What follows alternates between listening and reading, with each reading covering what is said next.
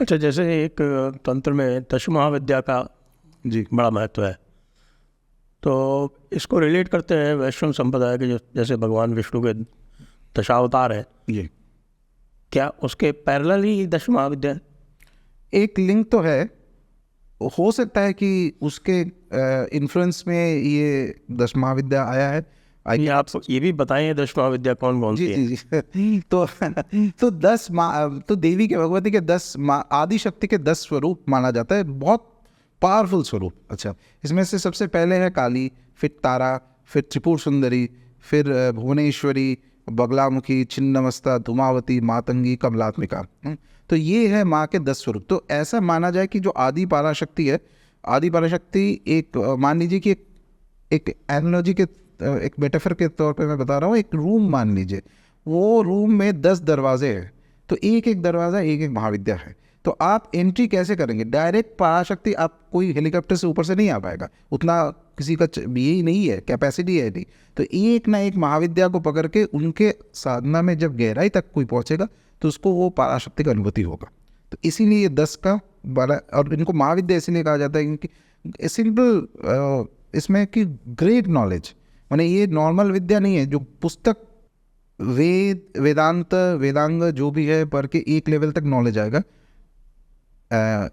और इसके बाद जो आएगा उसको कहते हैं महाप्रज्ञा, वो एक एनलाइटनमेंट, जैसे कि आपके ब्रेन में देयर इज सम, एक आपका पूरा दृष्टि ही बदल जाएगा उस चीज़ को, और वो अनुभूति से ही आता है, वो ऐसे नहीं आएगा। वो जो है जिसको हम जैसे ब्राह्मण कहते हैं, मान लीजिए आप वेदांतिक टर्म में अगर समझाया जाए, जो ब्राह्मण है, ब्राह्मण का अनुभूति ऐसे आसान से नहीं आता है लोगों को। साधना करते हुए कहीं ना कहीं माइंड और बॉडी में एक परिवर्तन होगा, क्योंकि नॉर्मल कोर्स में आपका माइंड ले ही नहीं पाएगा उस चीज़ को।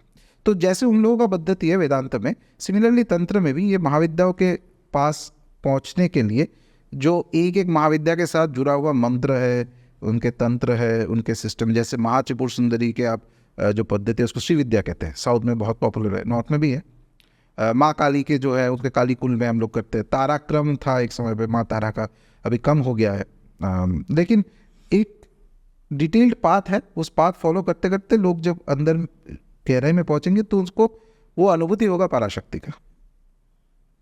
जो ये अलग अलग विधाएं हैं जी इसी में एक तंत्र के बारे में और विशेषकर तांत्रिकों के बारे में लोगों की बड़ी गलत अवधारणाएं हैं। जी और विशेष करके तंत्र के कुछ मार्ग जैसे अघोर मार्ग इत्यादि, इसको लेके लोग जो है वो उसको अच्छा नहीं समझते।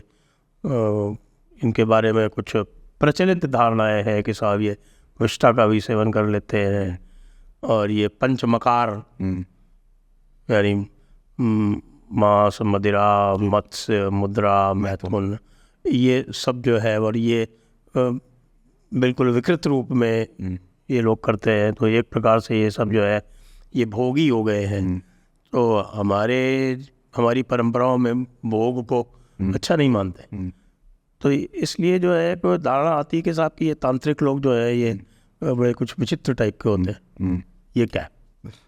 तो पहले तो नेचुरली मैं इससे, हाँ, मैंने ये कैरेक्टराइजेशन से मैं सहमत नहीं हूँ, लेकिन लोगों में ये धारणा तो है ना। जी धारणा तो उसका कारण ये है, साफ तो करना पड़ेगा। हाँ सही बात है एकदम। तो धारणा इसलिए है क्योंकि एक वैदिक क्रम में जो साधना तो उसमें शुद्धता इत्यादि का एक और कुछ चीज़ें बाय डिफ़ॉल्ट माना जाता है, जैसे ब्रह्मचर्य इत्यादि का बहुत इंपॉर्टेंस है वैदिक क्रम में साधना का। तो तंत्र मार्ग में जब साधना होता है, मनुस्मृति में तो साफ साफ आया है ना, धृति क्षमा दमोस्तेयम शौचम इंद्रिय निग्रह, जी जी, धीर विद्या सत्यम अक्रोधम दशकम धर्म लक्षणम। तो शौच का तो बहुत महत्व है इसमें। जी एकदम। तो यहाँ पे शौच और क्लीन, शौच का नॉर्मल कोर्स में महत्व तो ज़रूर है, तंत्र मार्ग में भी है, लेकिन तंत्र ये चीज़ बोल रहे हैं फिलोसॉफिकली, जो ये जो पंचतत्व का जिसका आपने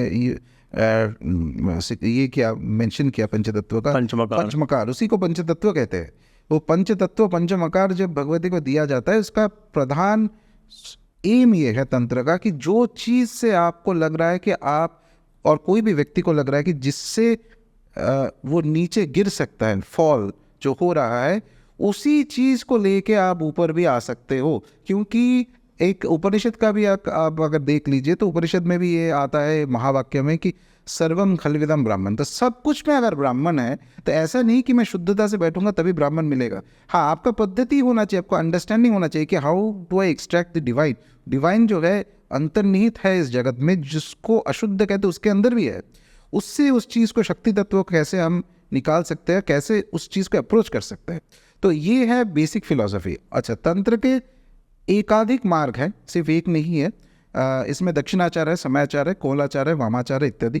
तो वामाचार और कोलाचार जो पद्धति है, इसमें ये पंचतत्व का यूज़ और प्रचलन सबसे ज़्यादा है। उसमें कहते हैं कि प्रत्यक्ष पंचतत्व दिया जाता है भगवती को, यानी जब मास होगा तो मास ही दिया जाएगा।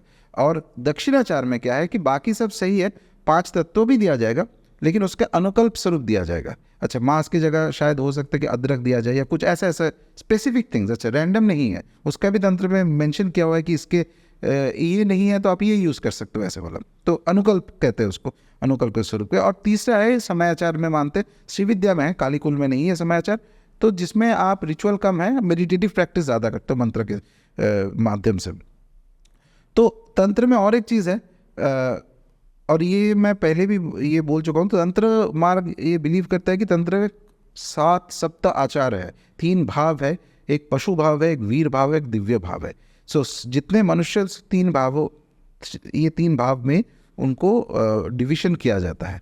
तो पहले पशु भाव कौन है? पशु भाव में है कि जो ऑर्डिनरली सब लोग पशु भाव में है। अच्छा, इसमें कोई जाति वर्ण का बात ही नहीं है, जो पैदा हुआ है कोई भी मनुष्य है वो पशु में ही है। तो ये तंत्र बोल रहा है कि जब पशु भाव में कोई है तो उसको कौन सा साधना करनी चाहिए? उसको वैदिक साधना करना चाहिए। वैदिक साधना में क्या है? तो उसको ये जो नियम है, ब्रह्मचर्य का पालन करना, अच्छा शाकाहारी भोजन करना, रात को साधना नहीं करना है, दिन में साधना करना, इत्यादि इत्यादि बहुत सारे नियम जो एवरेज अंडरस्टैंडिंग में हम लोगों का है, वो सब नियम दिया गया है। फिर आता है वीर भाव। वीर भाव में तंत्र दीक्षा जब होता है किसी का, तंत्र और शाक्ताभिषेक दीक्षा, उसके बाद वो होता है वीर। वीर यानी वो उसको फिर उनका मेन प्रधान ये है कि उसके जो 6 रिपु है और 8 पाश है, ये पाश को कैसे, how quickly can I remove them, उसको हटाया कैसे जा सकता है ताकि वो पाश और जो रिपु खत्म हो जाए, तो उसमें डायरेक्ट प्रत्यक्ष अनुभूति होगा भगवती का। तो इस अवस्था में ये पंचतत्व का यूज होता है भगवती देवी पूजा में, जब वीर भाव में साधना होता है। और उसके बाद वाला जो भाव है उसको कहते हैं दिव्य भाव। दिव्य भाव में जो साधना होता है, दिव्य भाव में कोई नियम नहीं है, जो व्यक्ति दिव्य भाव तक पहुंच जाता है वो जो भी करेगा वही साधना माना जाएगा।